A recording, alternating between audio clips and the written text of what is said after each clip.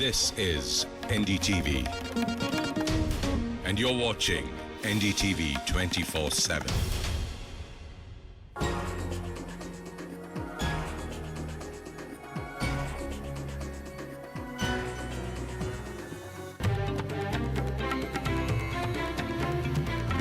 Hi there, welcome. You're watching Out of England. Look at me also, please. Although I'm dressed, I'm totally understated in my dressing. These are these lovely, beautiful looking ladies. And guess what? We are at an M S Subbulakshmi homage, which we're paying at the Bharat Ratna Bhavan, central London, the center really for culture and arts of India. And like we've been saying, M S Subbulakshmi would have turned 100 today. But who cares, because I think 200 years later, the generations that will come will be doing another homage like this and celebrating that pure, flawless voice indeed. And what is very interesting is that I have all through, whenever I'm covering M S Subbulakshmi, all through talking to singers, but here are dancers who are going to be performing on songs sung by MS, the first ever woman to receive, or first ever musician in India to receive the Bharat Ratna. So let me go across to people. Sandhya, what are you performing today? I'm performing on this song called Giridhara Gopala. It's from the movie Meera. So, in which you also acted, by the way. Yes, that's right. And I'm performing Bharatnatyam on that. Lovely, lovely. And you? I'm performing Jagadodharana. It's a Purandaradasa Kirtana. And she has sung it. MS Subbulakshmi has sung it. Hello everyone. I have performing on Kuchipudi. It's a Kuchipudi performance on Cheri Yashoda Kushishu Vitadu. It's a beautiful kirtana which explains the relationship between Yashoda and Lord Krishna. So yeah, lovely. So Kuchipudi from Andhra Pradesh. These are Bharatnatyam dancers, the form of art very popular in Tamil Nadu. I'm performing Mohiniyattam, and the item is Sri Ramachandra Kripala Bhajan. It's a hymn in praise of Lord Rama, written by Tulsidas. Okay, lovely. Look forward really to these performances. But what does MS Subbulakshmi mean to you? Well, MS Subbulakshmi, when I was really young, was my alarm because because we had Suprabhatam, and I'm sure at most of the Indian houses that was the alarm to wake up to. I think when I was really young, I hated it, but later on I realized how much I really love her voice, and it always brings that sort of divinity, and wherever you hear it, you feel home.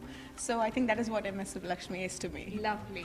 And you, what does she mean to you? How has she impacted you? Has she impacted you? Yes. She's, she's, first thing you can think of is divine. And, when I was practicing for her song as well, because we don't normally get to dance for her songs. True. So when I was practicing for her song, it was a different experience. It's very melodious and very easy to the dance just flows when she sings. That's right. Like her song just flows. Yeah. Oh, how flawless isn't she? I saw a little bit of you performing where you played Yashoda, and the expressions were just as beautiful. How have you managed to complement? Is it possible, to complement any form of art, whether dance, whichever dance or form it may be, with a voice such as hers? Of course, definitely. She's a divine a lady. I can say, she has got such a spiritual, very good positive energy with which, with that voice, I feel I can do still more. I would like to do still more. And it was my dream actually to perform on her song. This is the first time I have done on her song. Well done for the first. Yeah, thank you. Yeah, and I love her so much since from my childhood. And my favorite is Bhaja Govindam and the Vishnu Sahasranamam which she recites. I learned from her tape. Every day I used to play and learn from that. Exactly 30 minutes and 35 seconds long. Yeah, whole the Bhaja Govindam and the Vishnu Sahasranamam is the day starts with it. Yeah. For most of us as well, I would imagine, from the south of the country. But what is very beautiful, before I get to the Mohiniyattam dancer, Before I get to her, for the benefit of our viewers, for those who don't know MS Subbulakshmi, trust me, you're in a minority. She is the biggest and the best voice that India has produced so far. and no gender discrimination here. When I say best, I mean it. From the field of Carnatic music, she belongs to Tamil Nadu, but then she really was India's ambassador, which is why the UN just this year brought out in her honor a stamp. A.R. Rahman performed in honor of M S Subbulakshmi again this year. Given this is a very important centenary, perhaps a year that matters to all of us who are very obsessed with numbers, but I'm sure if she were here, she would have just, you know. It would have been another birthday for her. Absolutely, and would have wondered what the fuss is about, and she would have gone singing. What is your performance about? What was your experience in your performance? My song is a hymn, so it actually speaks about his valor, his beautiful body, which matches the clouds, and obviously he is also considered as the ideal man in mythology, so that's exactly what I was describing. But I also went a little bit outside, and I also choreographed instances from Ramayana and presented that as part of the piece. As Deepa rightly mentioned, you know, as dancers, we don't really get the opportunity to perform an M S Subbulakshmi song. Has M S Subbulakshmi, Sandhya, got her due? No. Why would you say that? Sorry. Has she got her due? Has she got the due in the sense, has she been as recognized? Today, does everybody know her as much? Because Bollywood has a fantastic reach.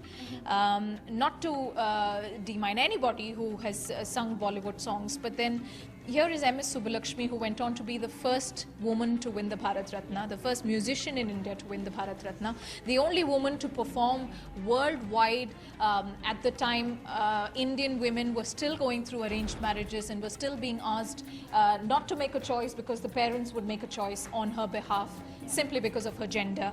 So she broke those barriers, and in such a pure way. But has she got her due is what my question is. I think no, she has not, because there still is, forget the generations to come, but there still is, you have people of our generation who don't know who she is, or at least they know the songs, but they don't know who the singer is. So I think, you know, she needs to be recognized more, and we need to do more to talk about her and spread her work. And spread her work, sure. Many more songs, more famous than the singer herself.